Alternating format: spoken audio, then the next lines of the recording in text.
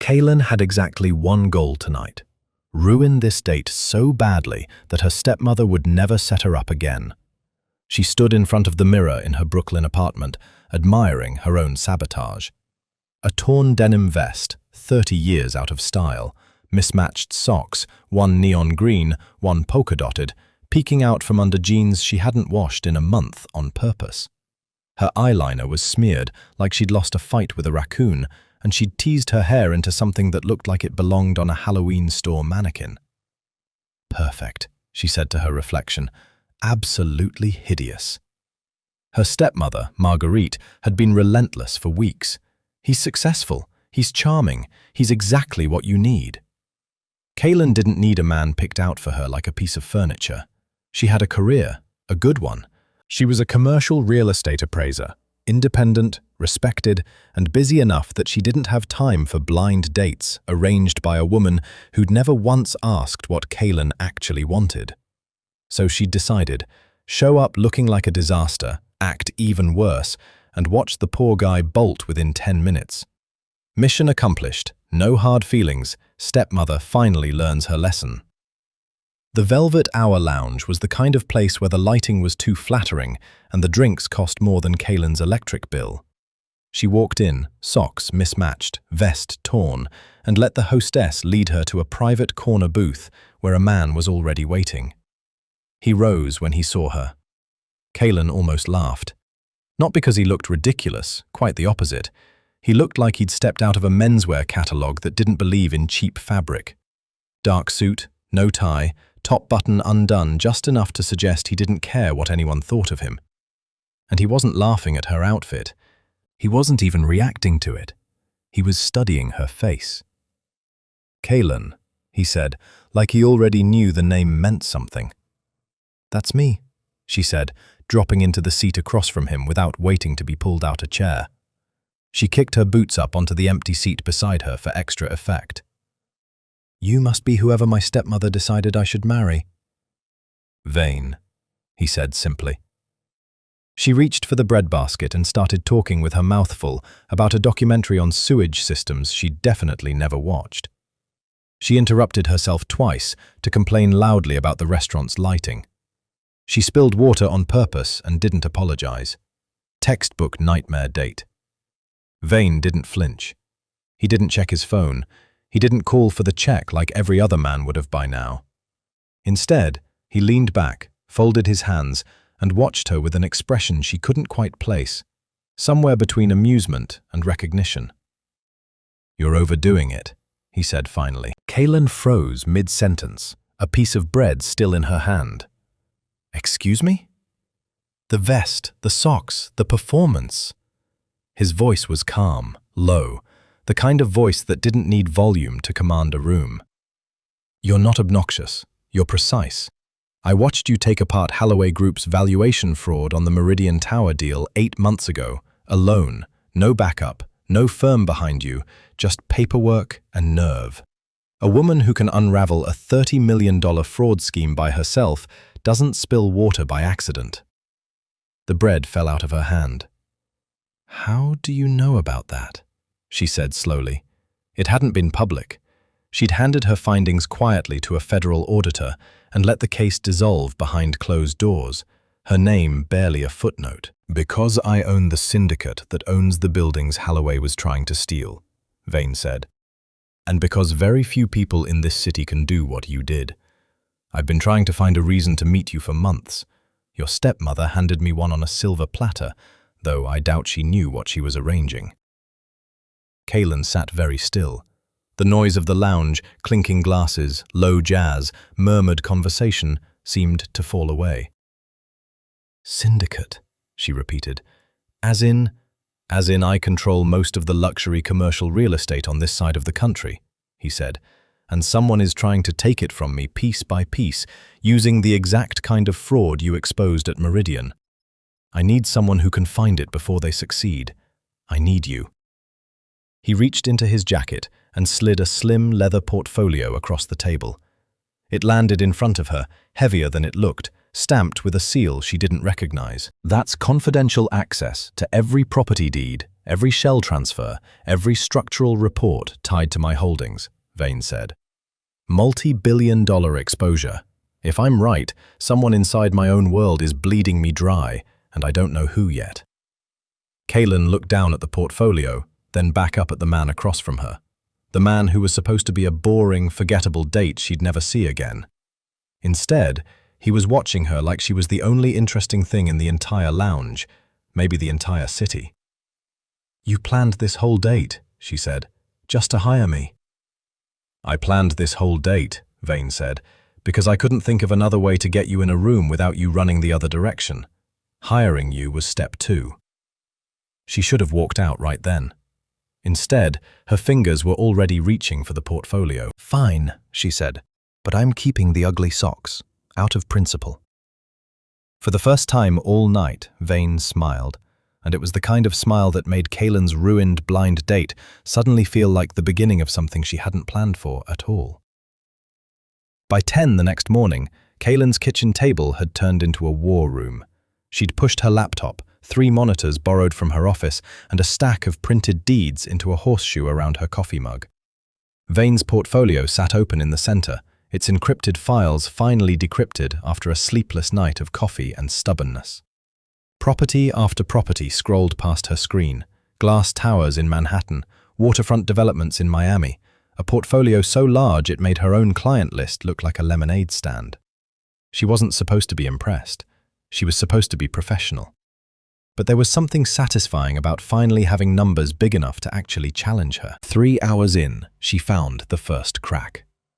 A commercial tower in Midtown, 42 floors, fully leased, valued at $900 million, had quietly changed ownership structure 18 months ago.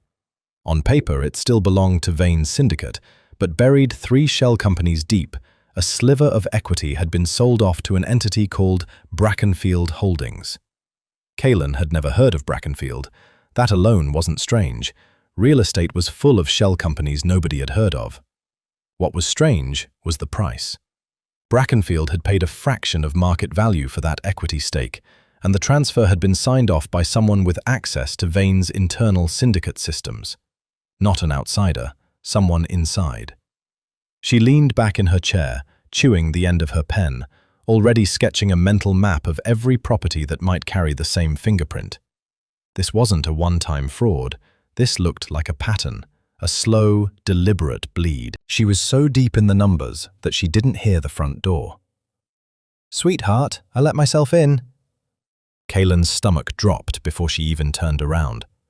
Marguerite stood in the doorway of the kitchen, wrapped in a cream coat that cost more than Kaylin's monthly rent, holding 2 coffee cups from the shop downstairs like she'd planned this visit as a peace offering. "You have a key," Kaylin said flatly. "I keep forgetting that was a mistake." "Don't be dramatic." Marguerite set the coffees down on the counter, her eyes already sweeping the room, the monitors, the papers, the open portfolio stamped with a seal Kaylin hoped she wouldn't recognize. "I came to check on you. That date last night. You disappeared before I could hear how it went." "It went fine," Kaylin said, closing her laptop a beat too quickly. "He wasn't what I expected." "Oh?" Marguerite's eyebrows lifted with the kind of interest that always made Kaylin suspicious. "Tell me everything. Was he handsome? Rich? Please tell me he was rich." "It's none of your business." Kaylin stood, gathering the loose papers off the table with more urgency than she wanted to show. "I have work to do, actually. Real work, not blind date gossip." "You always did shut me out the second things got interesting." Marguerite wandered further into the kitchen, trailing her fingers along the counter, letting her gaze drift toward the papers Kaylin was trying to sweep into a folder. "What is all this? New client?" "Yes, confidential, which means I need you to not look at it." "I'm not looking at anything." Marguerite held up both hands in mock surrender, taking a slow step back, and Kaylin, exhausted and distracted, and still riding the adrenaline of her discovery, let her guard down for exactly the wrong 5 seconds. She turned to grab a folder off the counter behind her. Those 5 seconds were enough. Marguerite's phone was already in her hand, angled low near her hip, the shutter sound muted. 3 quick photos of the documents spread across the table: the Brackenfield transfer, the shell company chain, the syndicate seal stamped in the corner of Vane's portfolio. She slipped the phone back into her coat pocket before Kaylin turned around, her face rearranging itself into practiced innocence. "I really should get going," Marguerite said sweetly. "I just wanted to make sure my girl was taken care of. You know how I worry." "You've never worried about me a day in your life," Kaylin muttered, not quite under her breath. If Marguerite heard it, she didn't show it. She air-kissed Kaylin's cheek, gathered her coat, and let herself out the same way she'd let herself in, uninvited, and gone before Kaylin could fully process what had just happened. Kaylin didn't think much of it. She locked the door behind her stepmother, muttered something about changing the locks for the 100th time, and went straight back to the table, back to the numbers, back to the slow unraveling of Vane's empire. She had a call with him in an hour. She wanted answers before she gave him more questions. She had no idea that 3 floors down, in the back of a black car idling outside her building, Marguerite was already scrolling through the photos on her phone, zooming in on the syndicate seal, the shell company names, the numbers that meant nothing to her, but she was certain meant a great deal to someone else. She dialed a number she'd been given weeks ago by a man at a charity gala, a man who'd made it very clear he'd pay handsomely for anything involving Vane's business dealings. She hadn't understood then why a stranger would care so much about her stepdaughter's new client. She understood a little better now. "It's Marguerite," she said when the line connected, her voice dropping into something colder and more businesslike than the syrupy tone she'd used with Kaylin minutes ago. "I have something you're going to want to see. Vane's internal transfer records, property deeds, all of it." A pause on the other end, then a man's voice, smooth and pleased. "Mr. Sterling will be very interested to hear that." "He should be," Marguerite said, glancing up at Kaylin's apartment window one last time before her driver pulled away from the curb. "And when he's interested, I expect to be compensated accordingly." Upstairs, Kaylin had no idea her own kitchen table had just become the opening move in a much larger game, one where the person she trusted least in the world had just handed her enemy the first set of keys to bring her and Vane down. Vane's message had arrived at 11 o'clock sharp. Apex Tower, midnight.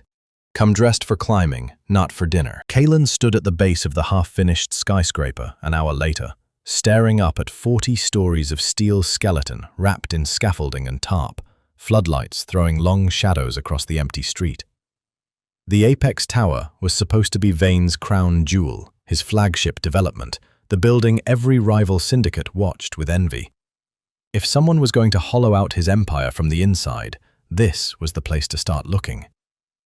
A security guard waved her through without a word, like she was already expected, already trusted. That alone told her how much power Vane actually held in this city. She found him on the 40th floor, standing at the edge of an unfinished section where the concrete simply stopped and the night sky took over. He traded his suit for a black jacket and work boots, sleeves pushed up, a rolled set of blueprints under one arm. For a moment, watching him against the skyline, Kaylin forgot he was supposed to be dangerous. "You actually came," he said, not turning around. "You said you needed eyes that could read blueprints better than a structural engineer. I happen to know one." She held up her tablet. "Me?" He almost smiled. "Then let's see what you find." They spent the next hour walking the floor together, comparing the tower's digital floor plans against what had actually been built. Kaylin ran her flashlight along support beams, tapping numbers into her tablet, cross-referencing load calculations against the original architectural filings. Vane held the blueprints steady against the wind, offering context she needed. Which contractor handled which section, which permits had been rushed through faster than they should have been. It was somewhere around the 30th comparison that she found it. "This doesn't match," she said, crouching near a reinforced wall section that the blueprints marked as solid concrete. She knocked twice. The sound came back hollow. "There's a gap here. Structurally, this shouldn't exist. Unless someone built something that isn't on the official plans," Vane finished. They followed the hollow wall along its length, flashlights sweeping the unfinished floor, until it led them to a maintenance corridor that wasn't supposed to be accessible yet. Behind a panel of loose drywall, they found a second elevator shaft, smaller, unmarked, tucked behind the tower's official service elevators like an afterthought nobody was meant to notice. Kaylin pulled up the digital floor plans again, scrolling frantically. This isn't here. Not in the filed blueprints, not in the permits, nowhere. Someone built a private elevator shaft into your own building and kept it off every record you have access to. Vane's jaw tightened. He pried the access panel further open, revealing a call button worn smooth from use. Not new construction, but something that had been operating quietly for months. "Where does it go?" Kaylin asked. "There's nothing beneath this tower except foundation and parking," Vane said slowly. "At least, nothing on paper." He pressed the button. Somewhere far below, gears groaned to life. They rode down together in silence, the small elevator car shuddering as it dropped past the building's official basement level and kept going, deeper than any parking structure had a right to be. When the doors finally opened, they stepped into a windowless concrete vault, humming faintly with servers and lit by a single row of emergency lights. Filing cabinets lined one wall. A bank of hard drives sat stacked against another. "An unmapped basement vault," Kaylin breathed. "Under your own tower. Someone's been running something down here without your knowledge." Vane moved through the room with the careful stillness of a man cataloguing every threat and possibility at once. "This isn't sabotage, this is infrastructure. Somebody built this to last. Somebody with enough access to bypass city inspectors, your own architects, and every filing system your syndicate uses." Kaylin turned to face him, the weight of what they'd found settling over both of them. "Vane, this isn't outside interference. Whoever's doing this knows your empire from the inside out. It has to be someone close to you." For a long moment, Vane didn't answer. The floodlights outside cast shifting patterns through a narrow ventilation grate, and in the dim light of the vault, Kaylin watched something shift in his expression, the practiced control cracking just slightly, revealing something rawer underneath. "I've spent 15 years building walls around everyone I trust," he said quietly. "I never imagined I'd need walls against the people inside them." "You don't know that it's someone inside yet," Kaylin said, though even she didn't fully believe it. "I know enough." He looked at her then, really looked, in a way that had nothing to do with property deeds or fraud investigations. "Do you know what it's like to finally meet someone who sees the truth of a situation before you even explain it? Everyone around me tells me what I want to hear. You just told me what I need to hear, even when it's ugly." Kaylin's breath caught. The vault suddenly felt smaller, the hum of the servers fading into background noise. "I'm just doing my job." "You're doing it better than anyone I've ever hired." He stepped closer, close enough that she could see the exhaustion behind his composed exterior, the weight he carried alone. "I didn't expect this, any of this. I asked you here for an audit, and instead I find myself wanting to know everything about the woman who wore mismatched socks to hide how brilliant she is." "That was supposed to scare you off," she said, barely above a whisper. "It should have," he admitted. "It didn't." Neither of them moved for a long moment, the floodlights outside painting the concrete walls in shifting gold, the hidden vault around them heavy with secrets neither of them fully understood yet. Something had shifted between them, quiet, undeniable, dangerous in a way that had nothing to do with fraud or shell companies. Kaylin looked away first, forcing her focus back to the hard drives lining the wall. "We should copy everything before whoever built this comes back to check on it." "Right," Vane said, clearing his throat, though his eyes lingered on her a second longer than necessary. "Business first." But as they worked side by side in the humming silence of the hidden vault, both of them knew this had already stopped being only business. The Grand Horizon skyscraper rose out of the London skyline like a blade of glass, and Kaylin had never worn a dress as expensive as the one Vane's team had provided for the trip. Posing as high society real estate partners, he'd called it on the flight over, like it was the simplest thing in the world. "We walk in, we look like we belong, we get into the private server room, and we leave with the master title deeds before anyone realizes what we've taken."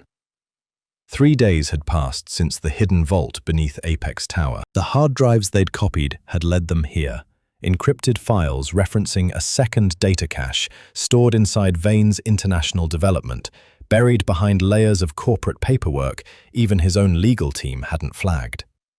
If the fraud was spreading overseas, Kaylin wanted to know how far it had already gone. Now she stood in the Grand Horizon's glittering lobby at 3 in the afternoon, champagne flute in hand, playing the part of a polished real estate partner, while her mind catalogued every camera angle and security checkpoint in the building. "You're staring at the cameras again," Vane murmured beside her, his hand resting lightly at the small of her back as they crossed the marble floor. "Occupational habit," she said, through a practiced smile, nodding at a passing executive she'd never met. "This place has more surveillance than a federal building." "Which is why we're not staying long."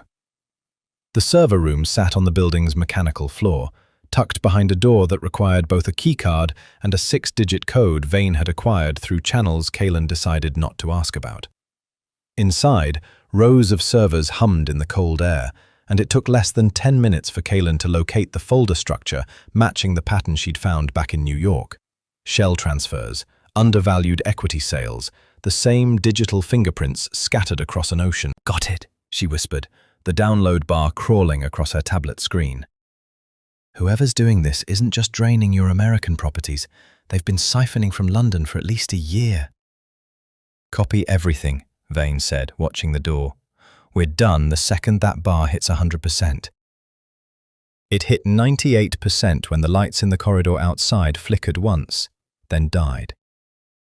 "That's not a power outage," Vane said, his entire posture changing in an instant, calm dissolving into something sharper, more alert. "Move. Now." They abandoned the server room and made for the express elevator at the end of the mechanical floor, the fastest route back down to street level. The doors opened the moment Vane hit the call button, too smoothly, too conveniently, and they stepped inside just as the corridor lights behind them cut out completely. The elevator doors slid shut. The car lurched upward briefly, then stopped hard between floors, throwing Kaylin against the wall. The interior lights buzzed, dimmed, and the emergency panel screen flickered with a single word before dying entirely. Override. "Someone cut the primary power," Vane said, already prying at the seam of the inner doors with his bare hands. "And the safety cables with it, if I had to guess." "You mean the cables that are supposed to stop us from falling 60 floors? Kaylin's voice came out steadier than she felt, her back pressed against the cold wall of the car. "Those exact cables." A groan echoed from somewhere above them, metal straining under weight it wasn't built to hold much longer. Kaylin's stomach dropped, and not from the elevator. "Sterling's men," Vane said through gritted teeth, still forcing the doors. "Has to be. Nobody else knew we were coming here today." "Then help me think instead of just pulling," Kaylin snapped, forcing her fear down into something usable. She dropped to her knees, running her hands along the base of the car, remembering every structural report she'd ever read on high-rise elevator systems. Grand Horizon was built to European safety code, which means there's a secondary access point, emergency ladder, recessed into the shaft wall, usually within 6 feet of any express car's resting position. "You memorized international elevator codes?" "I read blueprints for fun, Vane. Now is not the time to be impressed." Together, they finally wedged the inner doors apart, revealing a narrow gap of darkness and the dizzying drop of the shaft beyond. Kaylin's flashlight swept the concrete wall, catching the dull glint of a metal ladder rail exactly where she'd predicted, 4 feet below their current position. Above them, the groan of straining cable turned into a sharp metallic snap. "Now," Vane said, and there was no room left for argument. He went first, swinging out into the shaft and catching the ladder with practiced ease that told Kaylin this wasn't the first time he'd needed skills that had nothing to do with real estate. He reached back for her the instant his feet found solid footing, and Kaylin jumped without letting herself think about the 60-story drop waiting beneath them. His hand closed around her wrist just as the elevator car above them groaned one final time and dropped, the empty cab plummeting past them in a rush of wind and shrieking metal, close enough that Kaylin felt the air displaced against her back. They clung to the ladder in silence as the crash echoed up from far below, the building's emergency alarms finally screaming to life, seconds too late to have saved them. "You're shaking," Vane said quietly, his grip still firm around her wrist, his body angled protectively between her and the open shaft. "So are you," Kaylin managed. "I've been shot at before. I've never almost watched someone He stopped himself, jaw tight, eyes locked on hers in the dim emergency lighting. "I've never almost lost someone like this." Kaylin didn't have an answer for that. Not one she trusted herself to say out loud, not while her heart was still hammering from the fall that almost was. "We need to get off this ladder," she said instead, "and figure out how deep this actually goes. Because whoever wanted us gone in that elevator knew exactly where we'd be and exactly when." Vane's expression hardened into something colder, more focused. Which means it wasn't just Sterling's men acting on their own information. "Someone told them," Kaylin finished. Neither of them said the word mole out loud. They didn't need to. It hung in the shaft between them, heavier than the drop still waiting 60 floors below. The safe house in Kensington looked like nothing from the outside. A narrow townhouse tucked between two identical neighbors, its curtains drawn, its front garden slightly overgrown to discourage attention. Inside, it was a different story. Reinforced windows, a private security team stationed at every entrance, and a basement command room that put most corporate offices to shame. Kaylin sat at the center of it now, wrapped in a borrowed sweater that smelled faintly of cedar and gun oil, a laptop open in front of her, displaying the server logs they'd pulled from Grand Horizon before the elevator dropped out from under them. It was 2 in the morning. Her hands hadn't fully stopped shaking since the fall, but her mind had never been sharper. Vane sat across from her, a tumbler of whiskey untouched at his elbow, watching her work with the quiet patience of a man who trusted her more than he trusted the professionals pacing the floor above them. "Talk to me," he said. "What are you seeing?" "The lockdown command that killed the power and the safety cables didn't come from outside the building's system," Kaylin said, scrolling through lines of code and access records. "It came from inside. Someone with legitimate security clearance triggered it remotely, timed to the exact minute we stepped into that elevator. That's not possible unless it was someone who already knew our schedule down to the minute," Kaylin finished. "Someone with a syndicate-level keycard. I'm cross-referencing the credential hash against your internal roster now." The room went quiet, except for the hum of the servers and the soft click of keys. Kaylin watched the screen refresh, watched the match populate, and felt her stomach drop for the second time that night. She didn't say it right away. She turned the laptop slightly, angling the screen so Vane could see for himself, because some truths shouldn't be spoken before they're seen. Vane went very still. The credential belonged to Cassian. "That's a mistake," Vane said, his voice low, controlled in a way that scared her more than shouting would have. Cassian's keycard could have been cloned, stolen, used without his knowledge.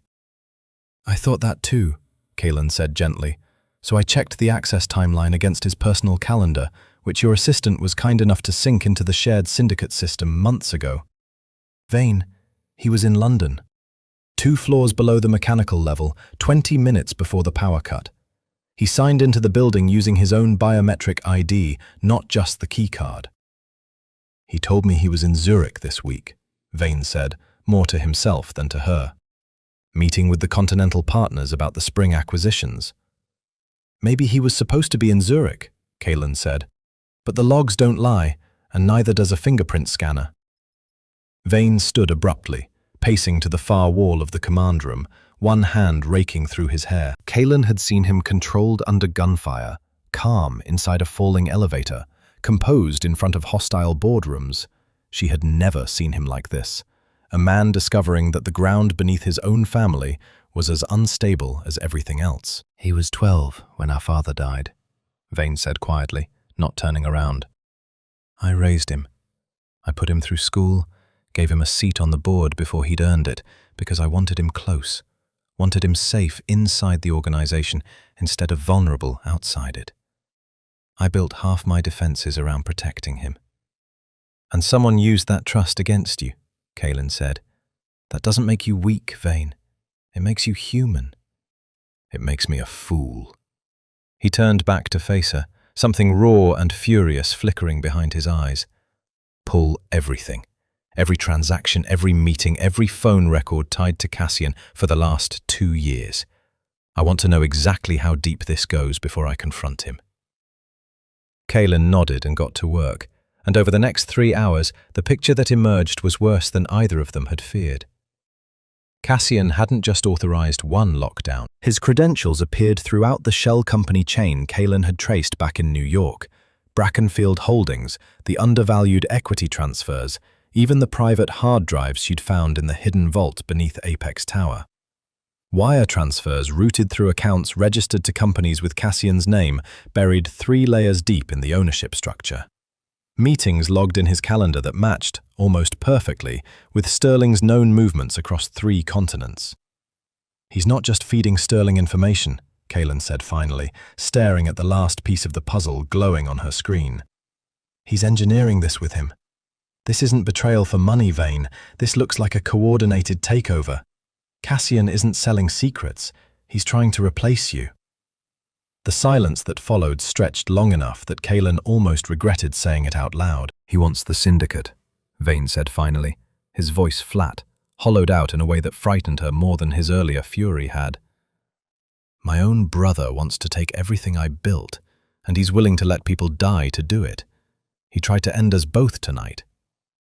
We don't move on this yet, Kaelin said carefully, standing to face him. If we confront him now, with what we have, he'll bury the evidence and disappear into whatever protection Sterling offers him. We need more. We need proof strong enough that even your board can't look away from it. Vane's jaw tightened, but he nodded, forcing the fury back down into something colder and more useful, the same calculating stillness she'd first seen in him at the Velvet Hour Lounge, back when she thought he was just a stranger her stepmother had picked out for her. Where do we find that kind of proof? He asked. Kaelin thought of the gala invitation she'd seen buried in the calendar logs, a private syndicate investor event in Las Vegas, hosted under Cassian's name, scheduled for 4 days from now. We find it, she said, where he feels safest, somewhere he thinks you'll never think to look. Vane followed her gaze to the calendar entry still glowing on the screen, and for the first time since they'd discovered the truth about his brother, something like resolve steadied the exhaustion in his eyes. Las Vegas, he said. Then that's exactly where we're going. The Obsidian Casino and Resort glittered on the Vegas Strip like it had never heard the word subtlety, and that suited Kaelin just fine. A building this loud, this crowded, this drenched in distraction was exactly the kind of place where a woman in a borrowed diamond necklace could disappear into a crowd of investors and nobody would think twice. Cassian's gala starts at 10, Vane said, adjusting his cufflinks in the mirror of their suite, his reflection sharp and composed, despite the storm Kaelin knew was still raging underneath. He's announcing a restructuring of my properties tonight, to my own investors, in my own resort holdings. He's not just stealing from you anymore, Kaelin said, clipping the necklace into place. He's rewriting the story so it looks like he's saving the company from mismanagement, positioning himself as the responsible brother stepping in.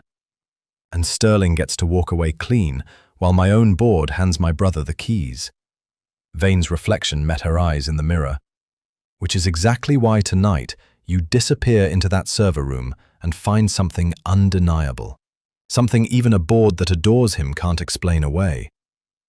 Kaelin had spent the flight over memorizing the resort's floor plans, service corridors, camera blind spots, the administrative suite tucked 2 floors above the casino floor, where Cassian's team had been running point on tonight's investor presentation. She'd built a disguise for the occasion, a slinky emerald gown, borrowed jewelry heavy enough to suggest old money, and a fabricated VIP credential with a name that didn't belong to her. You look like you belong in that crowd, Vane said, something softer slipping through the tension in his voice. I look like a woman who's about to break into your own casino's security system, Kaelin corrected. Try to keep your investors distracted long enough for me to get in and out. That, Vane said, I can absolutely do. The gala floor was a sea of tailored suits and champagne towers, Cassian holding court near the main stage with the easy charisma of a man who'd clearly rehearsed his betrayal until it looked effortless. Kaelin watched from across the room just long enough to note his security detail's rotation, then slipped toward the private elevator bank, her VIP credential clearing her past a bored-looking guard without a second glance.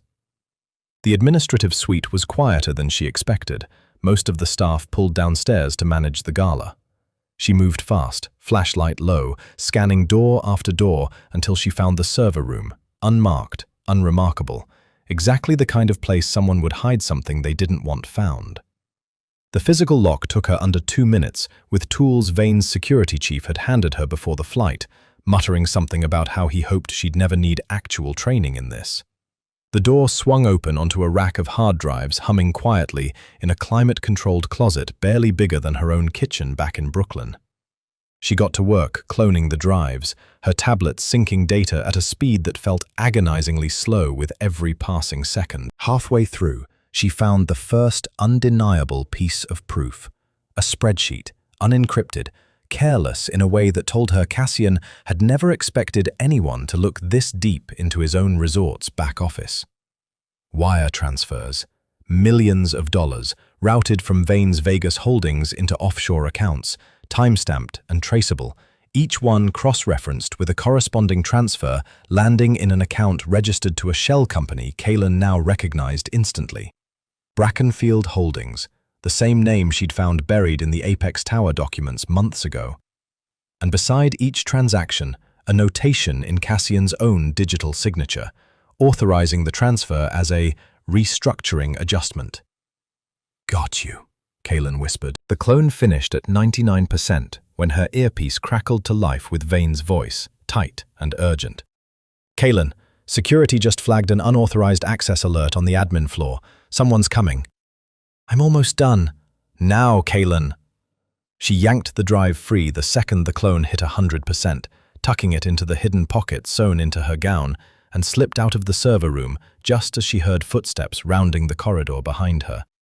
She ducked into a service stairwell, heart hammering, and made it 3 floors down before she allowed herself to breathe again.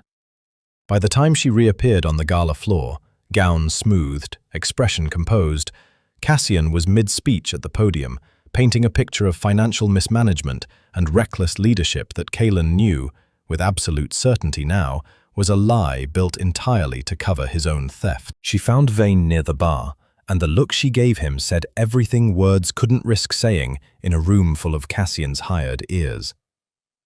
"I have it," she murmured, close enough that only he could hear. "Wire transfers, his signature, Brackenfield Holdings, direct link, it's undeniable." Something shifted behind Vane's eyes, relief, fury, grief all tangled together at once. He didn't look toward his brother on the stage. He couldn't, not yet, not without giving something away. "Then we don't move tonight," he said quietly. "We let him finish his little performance. We let him think he's won. And then we take it all back on our terms, when the whole board is watching, when he can't spin his way out of it." "You're stronger than I expected," Kaelin said, watching him up there and saying nothing. "I'm not strong," Vane said, his jaw tight, his eyes finally flicking toward the stage where his brother smiled at investors he was actively robbing. "I'm just very, very patient. And after tonight, I intend to make sure he regrets every single minute he thought he could get away with this." Kaelin slipped her hand briefly into his beneath the cover of the crowded bar, a small gesture that meant more than either of them said out loud. Somewhere above the noise and champagne and Cassian's practiced lies, the proof they needed sat quietly on a hidden drive, waiting for exactly the right moment to bring the whole carefully built lie crashing down. The gala was still in full swing, 3 floors above, when Kaelin slipped out through a service exit into the underground parking garage, the cloned hard drive pressed flat against her ribs beneath her gown, her heels echoing too loudly against the concrete. Vane's message had been simple: meet at the west exit, car waiting, don't stop for anything. She'd expected a quiet handoff, a quick escape back to the safe house to begin building the case that would finally bring Cassian down in front of the entire board. She hadn't expected the garage to be this empty, this dark, the overhead lights flickering in a pattern that felt less like faulty wiring and more like someone had cut half the circuits on purpose. "Vane?"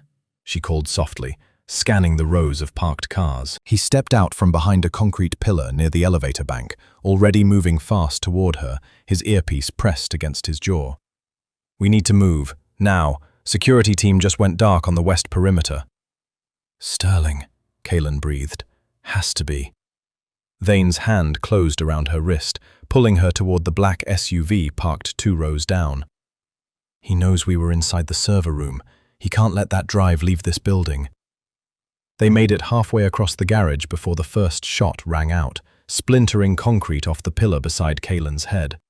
She dropped instinctively, Vane's arm already wrapping around her, hauling her behind the cover of a parked sedan as 3 more shots followed, quick and controlled, the unmistakable rhythm of trained mercenaries rather than panicked amateurs. "Stay down," Vane hissed, drawing a pistol from beneath his jacket that Kaylin hadn't even known he was carrying.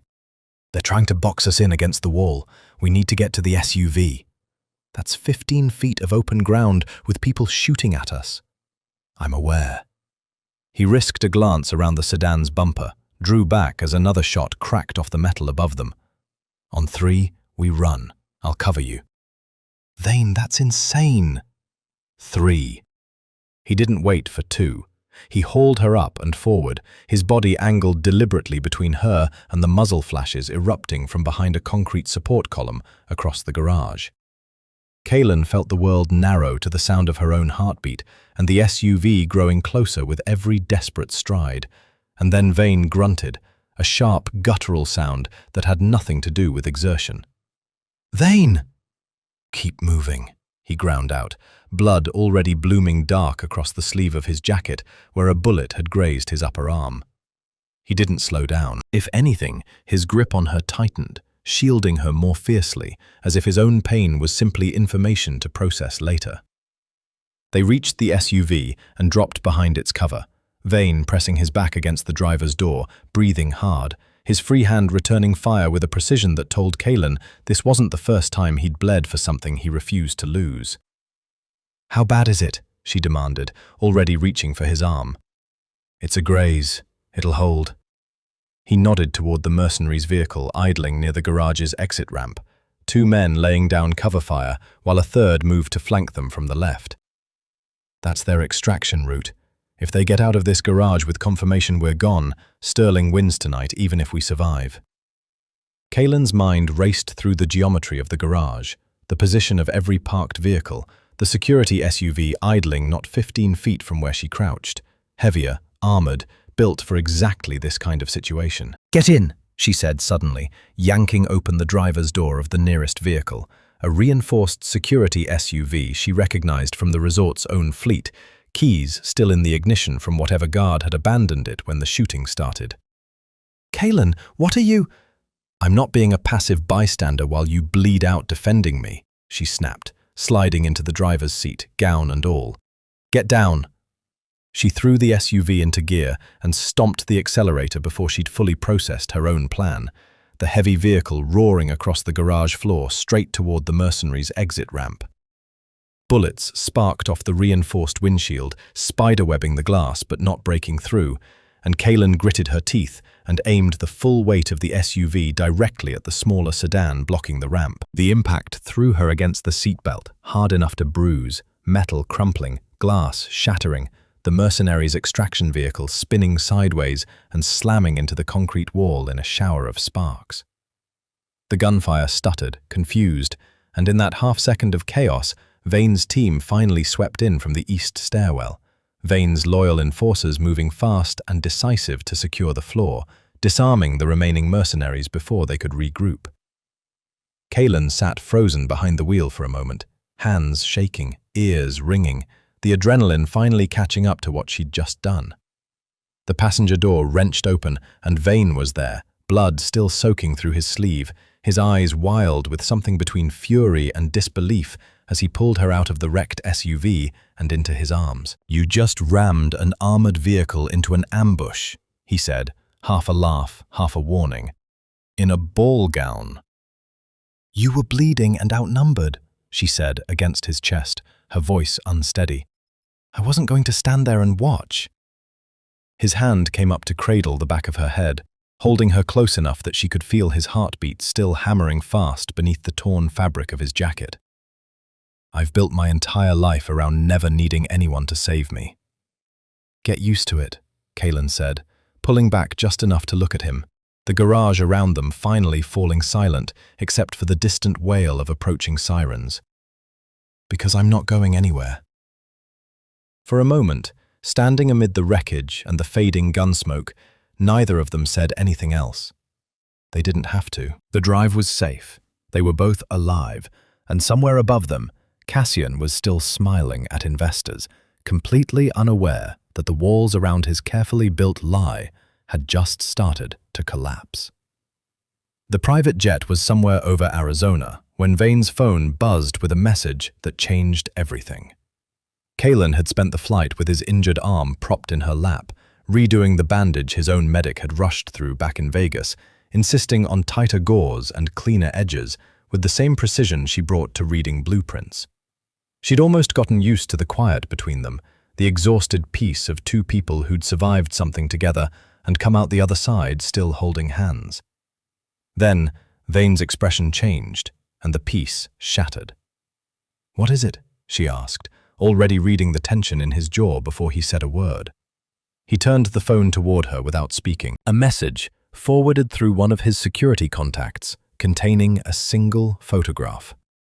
Marguerite, Kaylin's stepmother, bound to a chair in what looked like a warehouse office, her cream coat crumpled, her mascara streaked down her face in a way that had nothing to do with vanity anymore.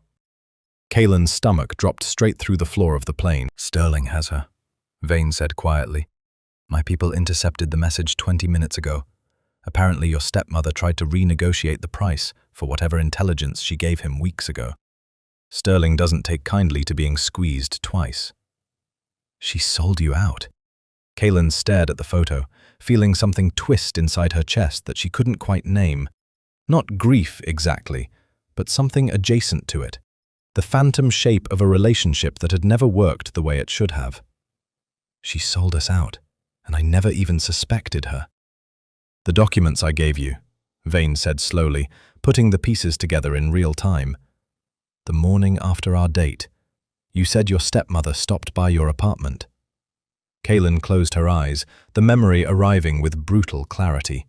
Marguerite wandering the kitchen, hovering near the table, the 5 seconds Kaylin had turned her back to grab a folder off the counter.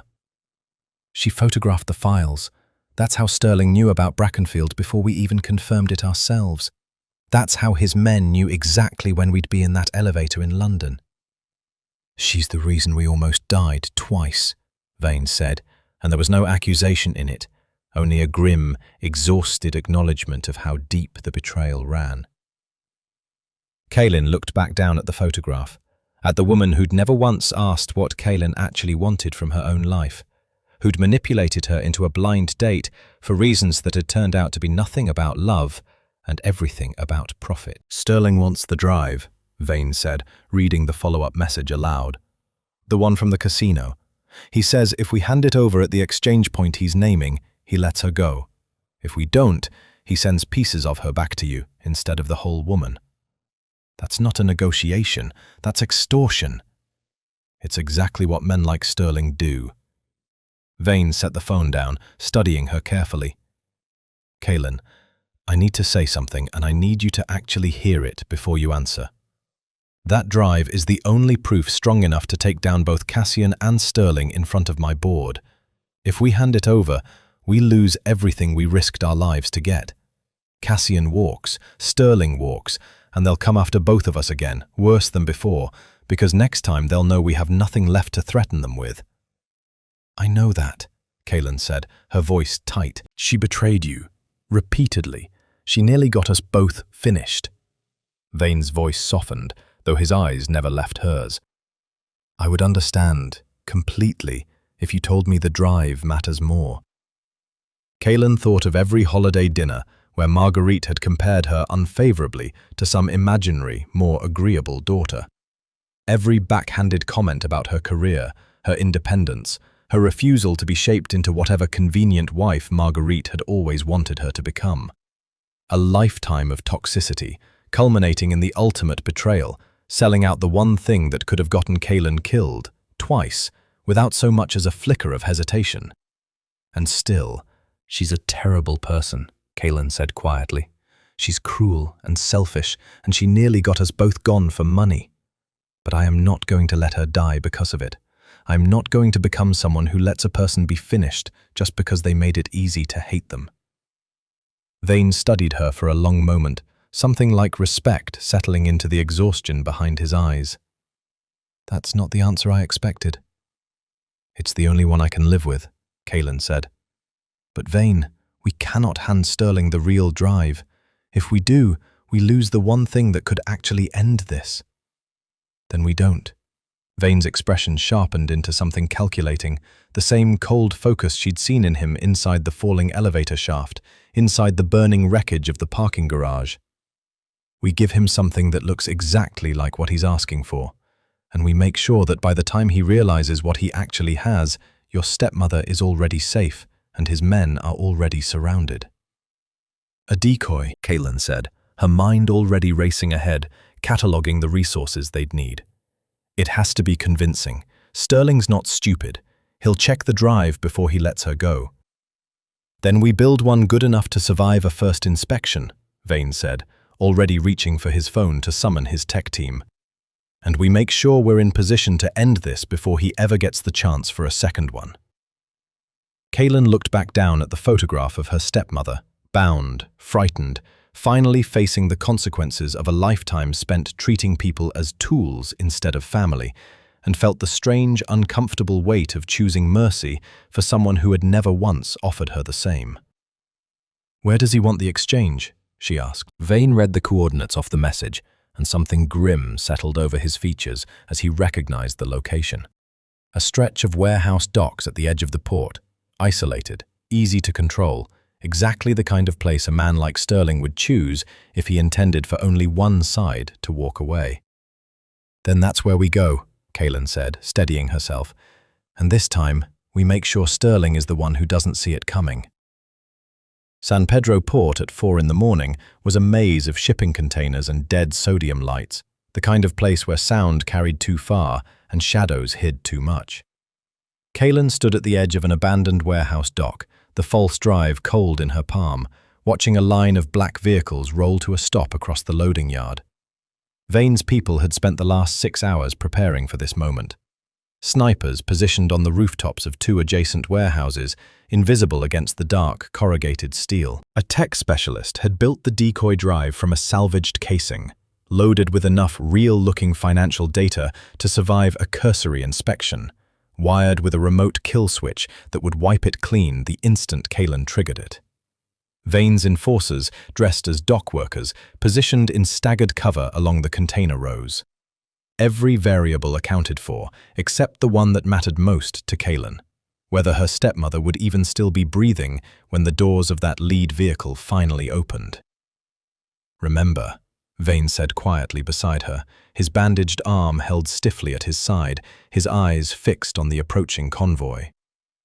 "The second she's clear of Sterling's men, you trigger the wipe. Don't wait for my signal, don't wait for anything."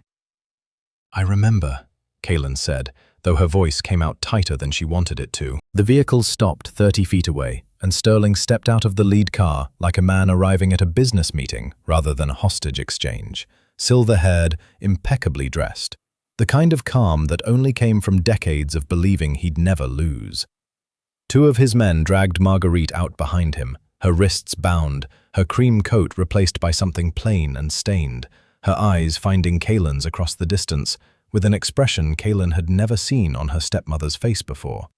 Fear, yes, but underneath it, something that looked almost like shame. "Miss Kaylin," Sterling called across the yard, his voice carrying easily in the empty port.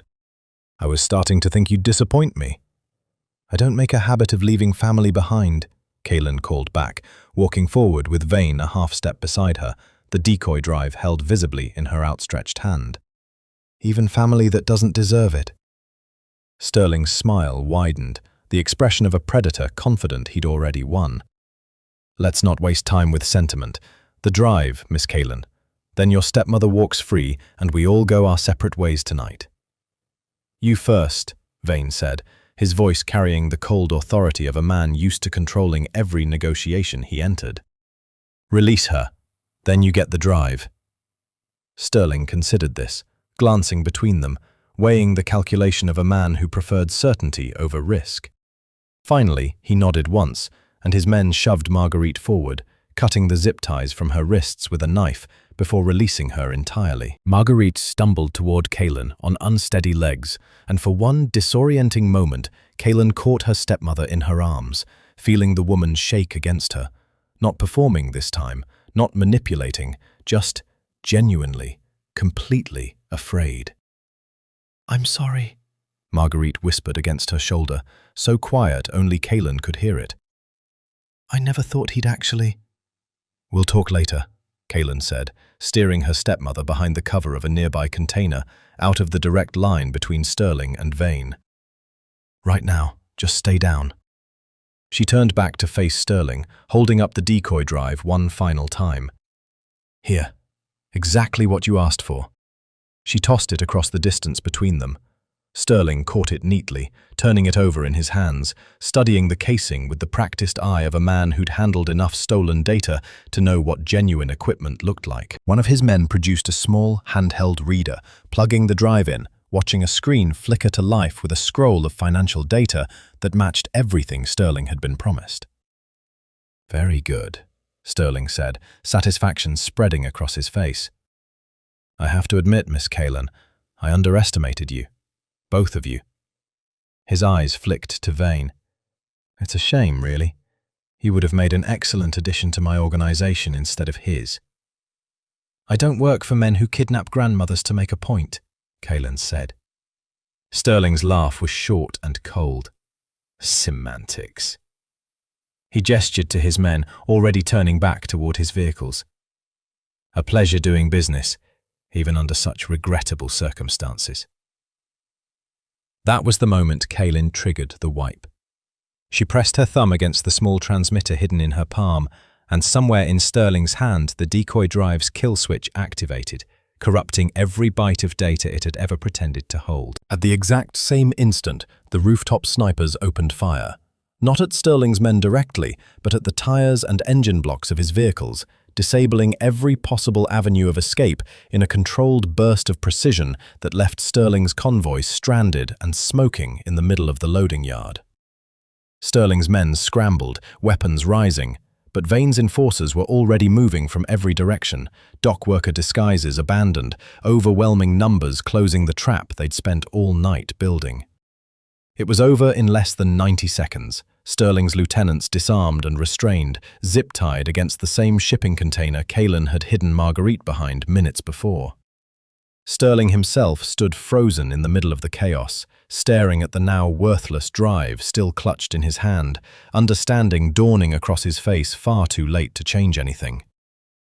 "You gave me nothing," he said, disbelief cracking through his composure for the first time all night. "I gave you exactly what you deserved," Kalin said, walking past him toward Vane, who wrapped his good arm around her without hesitation. Federal agents arrived 20 minutes later, summoned by a call Vane's people had placed the moment the ambush concluded, taking Sterling and his lieutenants into custody with the kind of quiet efficiency that suggested this wasn't the first time Vane had arranged such a handoff. Kalin found Marguerite still crouched behind the shipping container, mascara ruined, hands still trembling. She crouched down to meet her stepmother's eyes one last time. "You could have gotten us both finished," Kalin said, her voice steady despite everything churning underneath it. "Twice. For money. I saved you tonight because I refuse to become someone who lets people die, even people who don't deserve saving. But that's the last thing I will ever do for you. Don't call me. Don't come to my apartment. We are done." Marguerite opened her mouth, some old instinct reaching for an excuse, a manipulation, anything to soften the blow, and then, for perhaps the first time in Kalin's entire life, she simply nodded and said nothing at all. Kaelin stood, walked back toward Vane, and didn't look behind her as the sun began to rise over the port. One betrayal, finally, permanently closed. The Syndicate headquarters tower occupied the top 12 floors of a building Kaelin had appraised for a rival firm years ago, back when she had no idea the man who owned it would one day change the entire direction of her life. Now she stood in the private elevator beside him, dressed not in a disguise or a borrowed gown, but in a sharp charcoal suit that felt, for the first time, entirely like her own armor. "They called an emergency vote," Vane said, checking his watch as the elevator climbed toward the 40th floor. "Cassian's lawyers filed the paperwork 48 hours ago. Financial mismanagement, reckless leadership, endangerment of syndicate assets. He's using the London elevator incident and the Vegas ambush as proof I've become a liability. He's using the chaos he caused to make you look like the problem." Kaelin shook her head, still amazed at the audacity of it. "Even with Sterling in federal custody?" "Cassian's lawyers are already spinning that as unrelated. A rival's desperate move, nothing to do with syndicate leadership." Vane's jaw tightened. "If the board votes him in as interim chairman this morning, everything we've uncovered becomes irrelevant. He'll have full authority to bury it before anyone outside this tower ever sees it." "Then it's a good thing," Kaelin said, lifting the tablet in her hands, "that we're not walking in there empty-handed." The boardroom occupied the entire 40th floor, a wall of windows overlooking the city, a long obsidian table surrounded by the 12 most powerful investors in Vane's syndicate.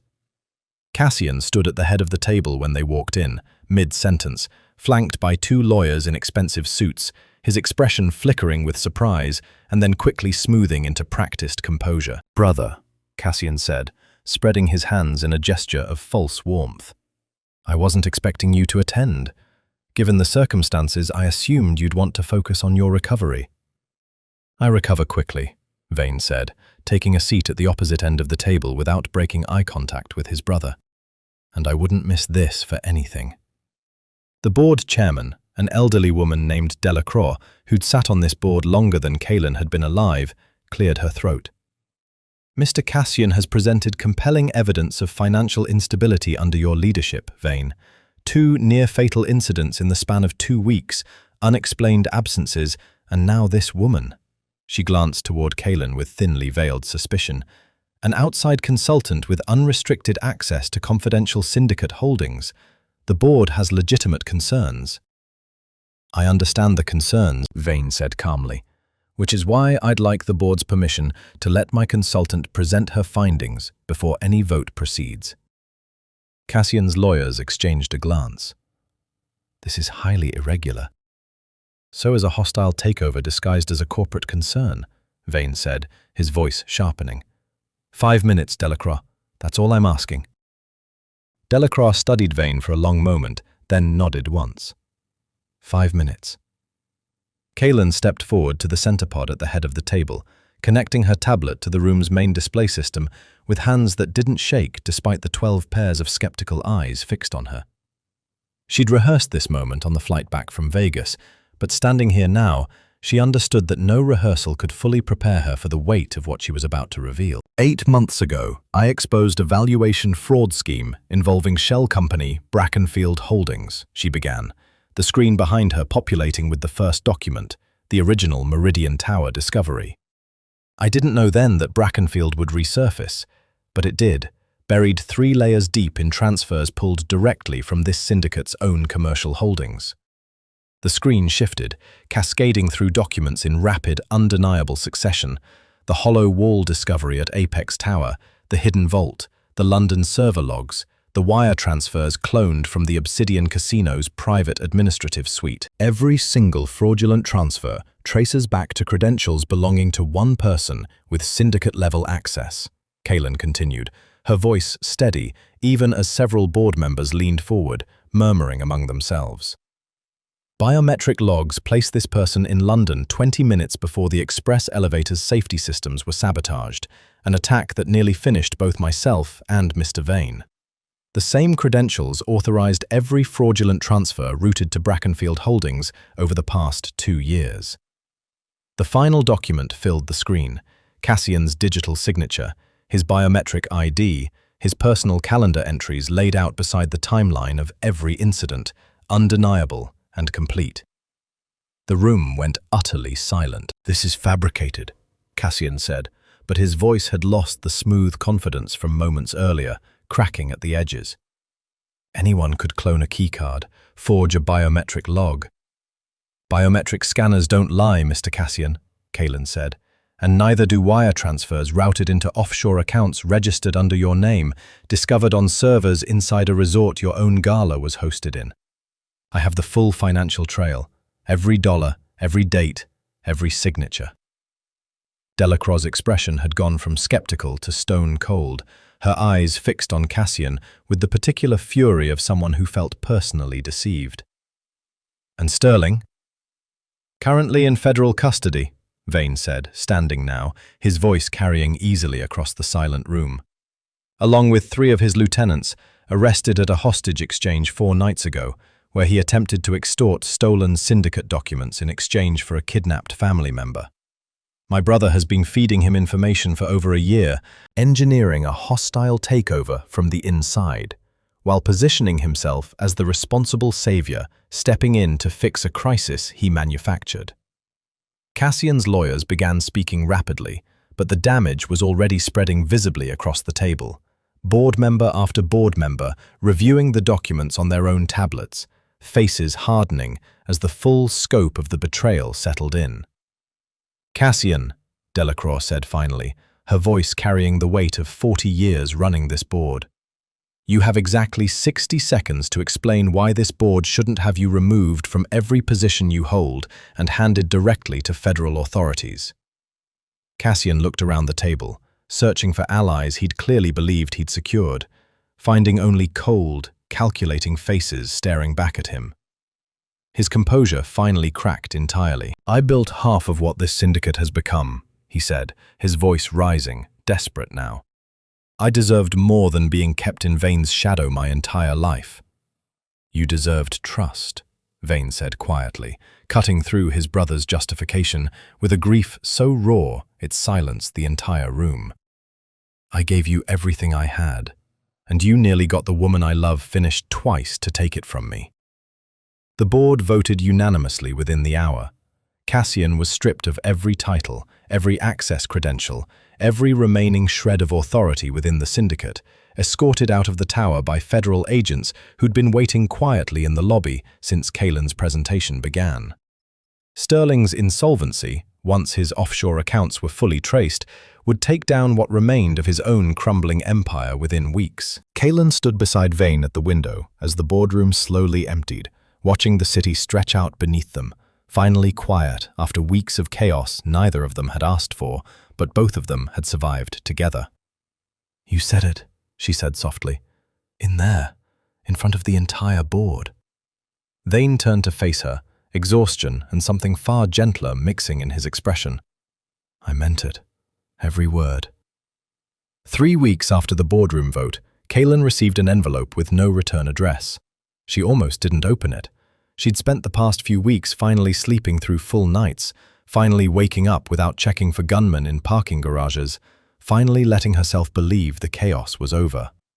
She and Vane had spent those weeks rebuilding, auditing every remaining property in the syndicate's portfolio, untangling the last threads of Cassian's fraud, watching Sterling's empire collapse piece by piece as federal investigators seized asset after asset. Inside the envelope was a single sheet of paper, a financial statement, several years old, showing a lien against a small business Marguerite had once owned, one that had quietly, catastrophically failed a decade earlier, buried under debt she'd never told Kalen about. Attached to it was a note in Vane's handwriting. "Had my people look into her file. Sterling didn't recruit her, he blackmailed her. She owed money to men far worse than either of us, and he offered to erase the debt in exchange for information. Doesn't excuse what she did. Thought you deserved to know the whole picture anyway." Kalen sat with that for a long time. It didn't change what Marguerite had done. It didn't undo the elevator shaft in London, the bullet that had grazed Vane's arm, the terror of watching a photograph of her stepmother bound to a chair. But it explained something Kalen had never understood. Why a woman who cared so deeply about appearances had been willing to risk everything for money she'd claimed didn't matter to her. It hadn't been greed. It had been survival, twisted into cruelty by a man who specialized in finding exactly where people were weakest. Kaylin didn't call her.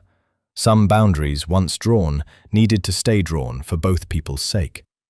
But she folded the letter carefully and tucked it into a drawer instead of the trash, and something in her chest loosened just slightly, the way old wounds sometimes did when you finally understood their shape. She never mentioned it to Vane. She didn't need to. He'd already told her everything that mattered. Singapore's skyline burned gold and violet as the sun dropped behind the harbour, the city's lights beginning their slow climb into the darkening sky. Kaylin stood on the terrace of the penthouse Vane's syndicate had just acquired, its final, legitimate acquisition, closed without a single shell company or forged signature anywhere in the paperwork. She'd audited every line of the deal herself. It was, without question, the cleanest transaction the syndicate had completed in a decade. Vane joined her at the railing, 2 glasses of wine in hand, his bandaged arm finally healed enough that she no longer flinched when he reached for things. "You've been staring at that skyline for 20 minutes, he said, handing her a glass. "Appraising it?" "Comparing it," she said, accepting the wine. "It doesn't hold a candle to Manhattan, but I'll admit it's not bad." "High praise coming from you." He smiled, and it was the same smile she'd first seen at the Velvet Hour Lounge, back when she thought he was nothing more than a stranger her stepmother had foisted on her, a smile that had somehow become the most familiar thing in her life. "I have something for you." He reached into his jacket and produced a document, thick and formally bound, stamped with the syndicate's seal, the same seal she'd seen on that first portfolio months ago, back when this had all still felt like a job. "Vane, if this is another building that needs auditing, I need at least 1 night off." "It's not a building," he said. "Open it." She did, and the words swam for a moment before settling into focus. Her name, printed alongside his, across the top of an ownership contract for the syndicate's entire global real estate portfolio. Co-owner, co-signatory on every major decision, every acquisition, every operation the syndicate would ever undertake going forward. "Vane," she breathed. "This is a multi-billion-dollar empire. You're handing me half of it." "I'm not handing you anything," he said, setting his glass down on the railing, turning to face her fully. "You already earned it. You found the fraud that would have destroyed everything I built. You nearly died twice protecting information that wasn't even yours to protect. You forgave a woman who didn't deserve it, and drew a boundary that protected your own heart in the same breath. You've been running this empire beside me for weeks, whether the paperwork said so or not. I'm just finally making it official." Kaylin looked down at the contract, then back up at him, memories crashing over her all at once. The torn denim vest, the mismatched socks, the disguise she'd built to sabotage a date she'd never wanted. She thought of the hidden vault beneath Apex Tower, the falling elevator in London, the gunfire in the Vegas garage, the boardroom where she'd stood alone in front of 12 skeptical strangers and told the truth until it became undeniable. "That unhinged blind date disguise," Vane said quietly, echoing her thoughts, "was the best thing that ever happened to me. I spent months trying to find a reason to meet the woman who took down Holloway Group alone. I never imagined I'd find someone willing to rebuild my entire life alongside me instead." "I wore mismatched socks to ruin your evening," Kaylin said, her voice catching. "I still have them, you know, somewhere in my closet." "Frame them," Vane said. "They're the reason we're standing here." Kaylin set her wineglass down beside his, took the pen he offered, and signed her name beneath his on the contract, the ink settling into permanence the same way everything else between them already had. When she looked up, he was already reaching for her, and the kiss that followed held none of the caution or hesitation of that first strange night at the Velvet Hour Lounge, only certainty, hard-won and absolute. Behind them, Singapore's skyline blazed fully into night, and somewhere far below, an empire that had nearly been stolen stood secure again, rebuilt not by fear or fraud, but by 2 people who had learned, through fire and falling elevators and midnight boardrooms, that the truth was always worth fighting for. and that love, real love, was the one thing no shell company could ever counterfeit.